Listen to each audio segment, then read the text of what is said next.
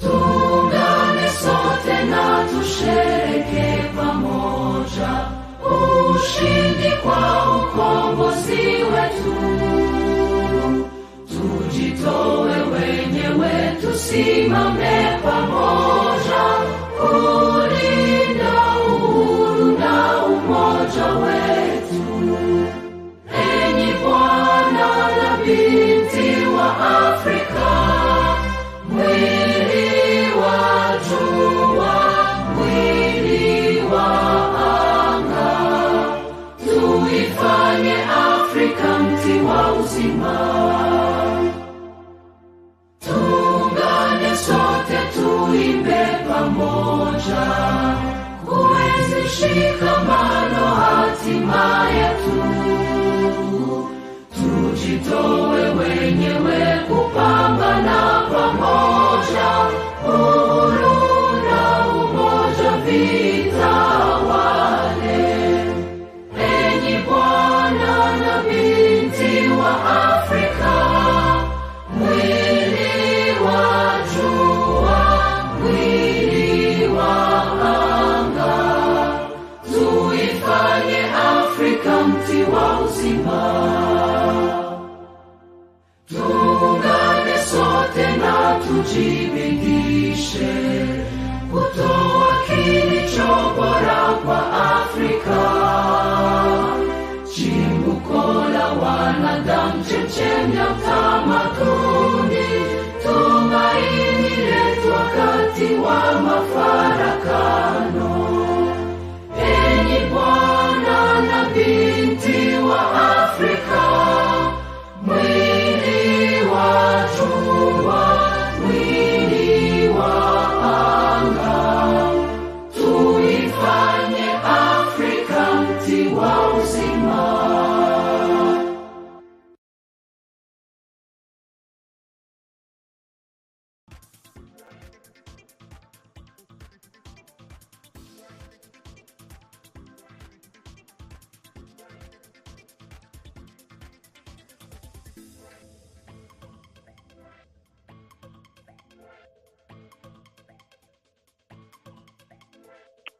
Welcome to Humanist Africa. You are watching live Humanist Africa, and of course, my name is Kato Mukasa. I'm your producer. I'm your host. Of course, the producer is Hussein Baya, based in Nairobi, Kenya. We are a registered non-government organization here to share with you issues to do with humanism, issues to do with critical thinking, development, and of course, we share with you things that you rarely hear on different platforms. Now, Humanist Africa is a registered non-government organization currently having studios in Uganda, Kenya, Nigeria, Ghana, and of course, Sierra Leone, UK, and the US, and we continue working as a charity interested in issues development. Today, we are talking about humanist parenting. You are a parent, you are a guardian, you are someone in charge of young people. You don't need to be a father biologically, you don't need to be a mother biologically. You simply have to be with responsibilities to take care of children. And you want to raise them into responsible citizens. This is your show. This is Humanist Parenting Part 1. Let us see some of the images we have prepared for this show, because we are going to talk about humanist parenting. And before that, who is a humanist? Before that, who is a secularist? Who is a rationalist?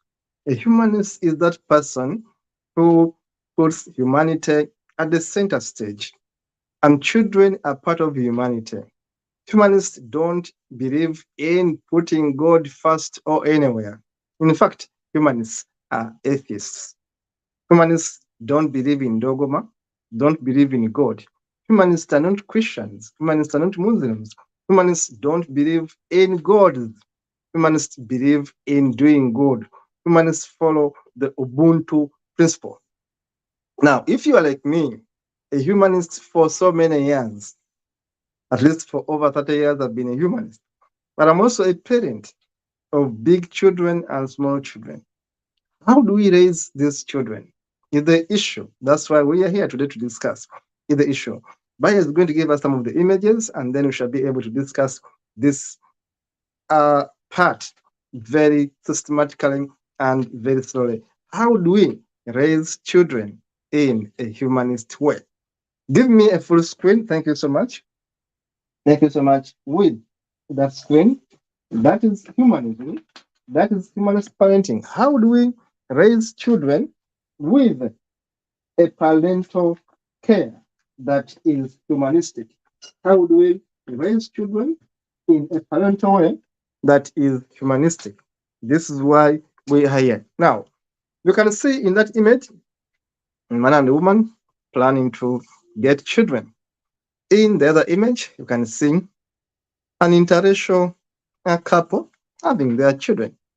Now, you may find that one of the couples is a humanist. In other words, is a person who doesn't believe in gods. Not all of us are cut to believe in gods. Not all of us are cut to believe in Allah, in Jesus Christ, in Muhammad, in Buddha, in Hinduism. Some of us say, oh, that may be good, but we don't believe in it. Now, if you're a parent, I know many of you are going to be watching this. If you're a parent, you don't believe in God, you are not a Christian, you are not a Muslim, you are not a Hindu, you are not a Buddhist, you are not anything. You don't believe in those kind of dogmas. And you have children in a community that is highly religious. What would you do to ensure that your children are raised in a way that they don't put dogma first, but they put logic, reason, rationale, science, objectivity first? Now, a humanist parent is going to be interested in making their children think for themselves. A child who doesn't say, I'll not do it because God is going to be unhappy with me, but a child is going to say, I'm not doing this because it's bad, because it's not good to treat your friend inhumanly, because it's a bad thing to steal, not because God says do not steal. Now the question is, how do we raise children that are humanistically oriented, that are thinking objectively without dogma? Remember, we have been saying that whenever someone thinks with dogma, is going to say, God does not want this. The question will be, do you want it? God stops us from doing A, B, C, D. God is watching over us. The question is this child able to distinguish between God not liking this and God being the pinnacle, being the guider of this child's life? Can we have children that can think critically about issues without putting in gods? Because we have discovered that actually gods do not exist. Let us look at this second image. The next image right there on your screen. That's a lovely image. Do you know that children are born humanists? Do you know, or when children are young, are atheists? Do you know that it's the parent, your parent, my parent, that made us to be who we were? That your parent gave you their religion. Have you ever wondered if you were born in Russia, which religion would be following? Have you ever wondered if you were born in Indonesia, if you are born in Jakarta, if you are born in Malaysia, if you are born in Iraq, if you are born in Kuwait, if you are born in Saudi Arabia? Have you ever wondered which religion you would be subscribing to? You would be a Muslim if you are born in those Arabic countries. You will be a Buddhist if you are born in China. You will be a Hindu if you are born in India. You will be a Christian if you are born in Zambia. Much of the time, you will be a Christian if you are born in Italy or if you are born in France. because the country where you are born has predominantly Christian people. Now, the areas where we are born determine who we become in terms of identity. Remember, when we're a young boy, when you're a young girl, when you're a baby, you have nothing to do with gods. You are born with a clean slate. Your child is born with a clean slate. It means that your child is born godless. Your child is born without racism. Racism is institutionalized. Racism is taught. Our children, as you can see in that image, our children are born with love. Our children are born with empathy. Our children are born with compassion.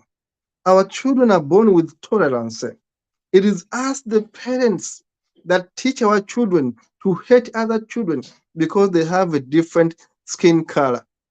It is us, the parents, that teach our children to hate other children because they have less than what they have. It is us, it is us parents that tell our children that you are a Christian, you are a Muslim, you are a Seventh Day Adventist, you are a Buddhist, you are a Shinto. It is the parents that basically do damage to the children. I told you the way I define a parent is not someone who's biological only. You can be a parent without having given birth to a child. You can be a guardian. You're a parent. You can be an uncle. You can be an auntie. You're a parent. Now, it is the parents, it is the school system, it is the community that puts children with, gives children vices that destroys their thinking, that takes away their humanity, that takes away their Ubuntu. Look at that photo again. I'm putting it there to show you that young people are born with love. Young people are not born hateful. Young people are not born racists. Young people are not born knowing their status, that this one is poor, this one is rich. It is us, the big people, that destroy the thinking of these young people. It is us, the big people, it is us, the adults, that destroy the rationality of these young people. You see in that image, young people kissing, hugging, holding each other. These are Caucasians. These are people of African descent, but they live together amicably, regardless on how different their skin color is. But let them grow up and go to school and go to a society that is so racist, they are going to hate each other. Why? Society models our children. And sadly, society teaches them only, much of the time, only how to hate each other, only how to compete with each other. Next image, please. That was a good one to explain to you how a humanistic child can be raised with love, with compassion, with togetherness. Look at this color blind photo. On my left is an image of children from a single parent, single mother, same father. But one is an albino, the other one is not. You may think the other one is Caucasian, and this one is an African child. But look, it's one family, it's one love. Now look at the other photo, the picture on my right. All of us are the same. Whether you are yellow, brown, red, black, chocolate brown, dark, pitch black, regardless of the color of your skin, brown, Caucasian, black, we all bleed the same. We are all human beings. Now, why do I say this? I say this because humanist parenting involves telling children that we all come from the same species, that we are coming from the same family, from the same race. And this race is called the human race. We must teach our children these facts, that we come from the same tree, from the same background. All of us are Africans from the same source, and we come from the same one family, and that family is the human race. Continue with other images, this time much faster. Look at this family. Same father, same mother, different children in terms of skin color. And it's only possible among people with African descent. They can give you a child of any color. Look at these beautiful daughters here. Daughters of mine here on the screen as you watch them. That is about 6 years ago when I took these photos. Now, these daughters of mine, I've been parenting them in a humanistic way, despite the challenges of a home setting that is predominantly Christian. But to teach them that, look, not everything that is in the Bible is correct. To teach them that you have to think for yourself, you have to ask questions as a child, has been a tug of war because all the schools they have gone to are predominantly Christian schools. Next image. So, how do we parent our children? By having time to read for them books of critical thinking, share with them stories, looking at the stories they learn from school, and we dilute them. We punch holes in the stories they get from the school. When with the children, I normally ask them what they studied from school, what the religious teachers are telling them. Then I ask them question: do you believe that is true? Do you believe what the Reverend said was true? Do you believe what the priest said was true? That is humanistic parenting because you create doubt in their thinking capacity. You make them ask questions. Look at this parent of so many kids, but being able to raise them is a tug of war because how do you make them grow up as responsible, critical thinking children? Remember, humanist parents are saying, do not tell children what to think, but teach them how to think. Teach children how to think. Don't tell them what to think and what to believe. Now, people come from different backgrounds. The Bushmen have different ways of raising their children. They have different ways of believing in their gods. Are you going to say these gods are bad because these are not Christian gods? These are not Arabic gods? No, you give them respect. They are parenting their children in their own way, in their own environment conscious way. Look at these practices in Africa. In the middle is a boy being circumcised because it's a cultural practice, including the other photo where you see many of these boys are being circumcised. Now, we ask as humanist parents, is forcing your child into circumcision a good thing? Or you would rather let a child grow and decide for themselves? Humanist parenting is a question of balancing of choices, wondering if the child would like this choice. If you're not taking away the child's right, is circumcision for a baby a good thing? Or you would rather wait for this child to grow and ask them if they want to be circumcised? What will you do? Will you give a child the choice to decide if he wants to be circumcised or not? Or you are going to simply force your beliefs, your cultural traits to a child? We are saying do not do that. Give a child a chance to grow up and decide if he is ready to be circumcised or not. That is the best way to humanist parenting. Let us see another image. Let us other images. Now look, without humanist parenting, children become violent and become criminals. Look on your left, someone is killing another. A brother kills a brother because of a quarrel. On my right, see a man, big man, being arrested for stealing chicken. Stealing, murder, corruption. All these vices are not humanistic. Murder, corruption, theft. All these vices are not humanistic. It means that these children were not raised in the best way. It means that the parents failed these children. It means that the society failed to raise up responsible children. Let us look for other examples in this discourse. Now, when we're talking about religion, they go to school and tell them Jesus Christ walked on water.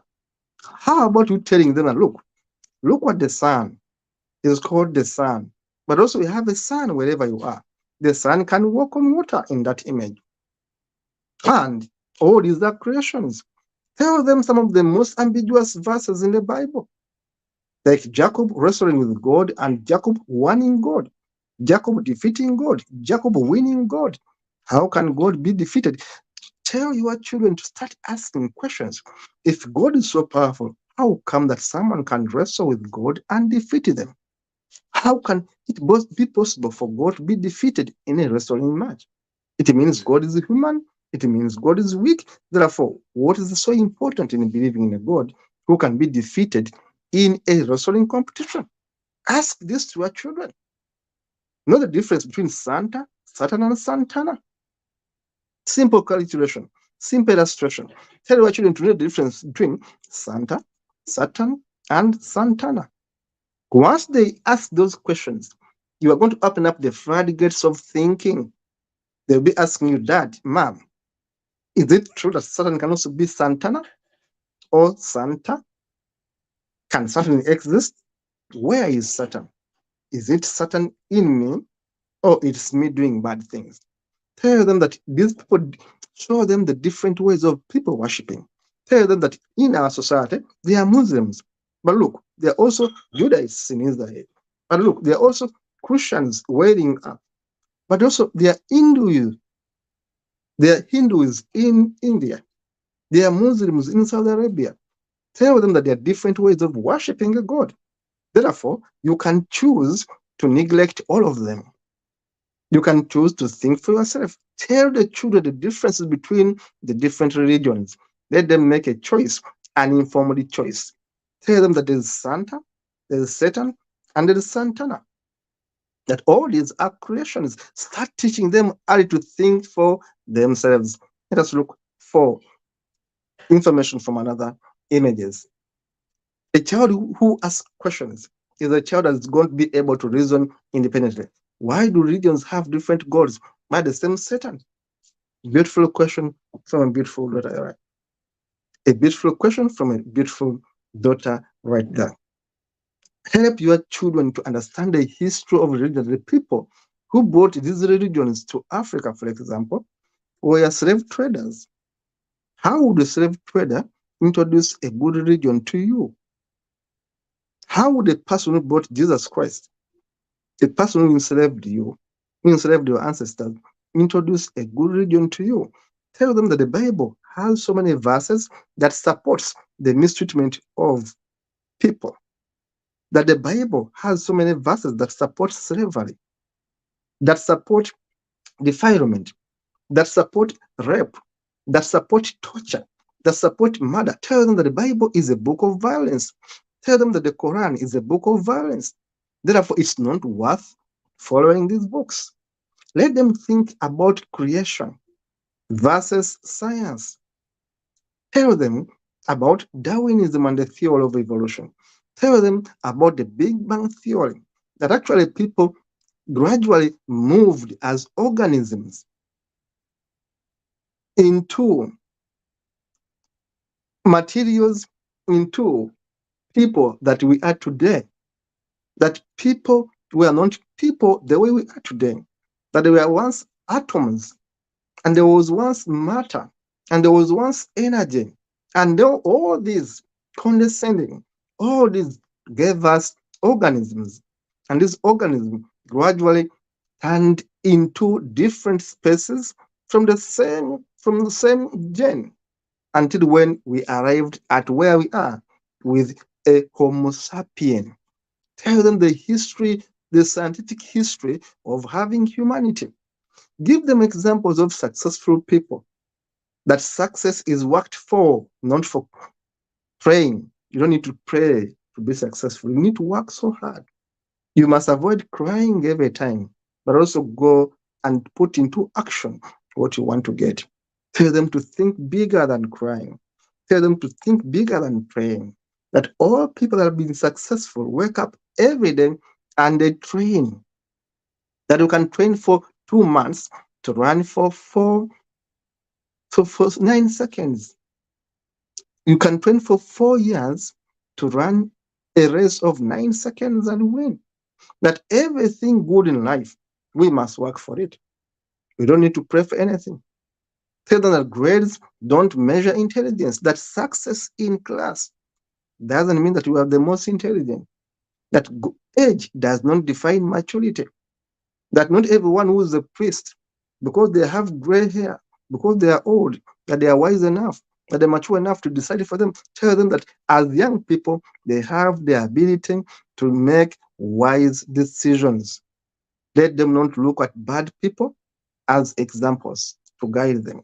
People who are abusing drugs to guide them. Tell them they have the faculties going for them in their heads to think better. Cicero says, the higher we are placed, the more humbly we should walk. Tell them to be humble as children. Give them those values, those virtues of goodness, of good neighborhood, of empathy, of compassion.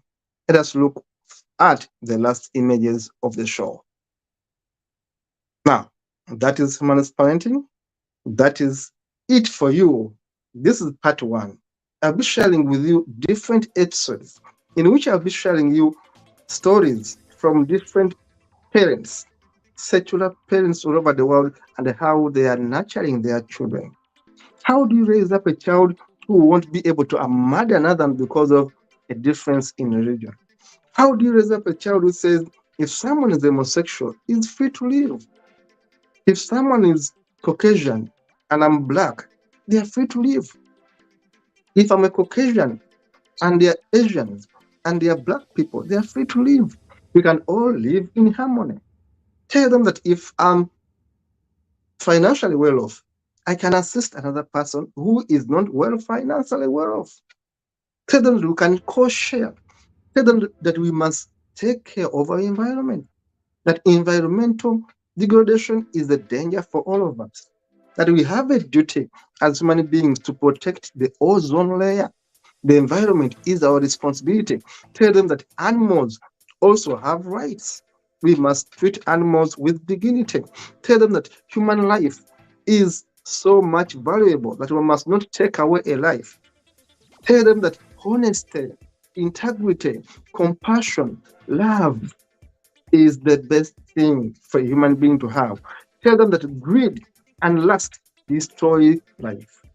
Greed, lust, corruption destroy families. Tell them that love for humanity is the best way to go. And those are the best values which humans put emphasis on. This is Humans TV Africa. The email to reach us is info@humanstvafrica.com. Our WhatsApp message number is right there. And you can please be encouraged to subscribe to our YouTube channel to be able to see this and more of our sharing. I'll be back with part 2 of Humanist Parenting. Thank you so much, our producer, Hussein Baya in Kenya.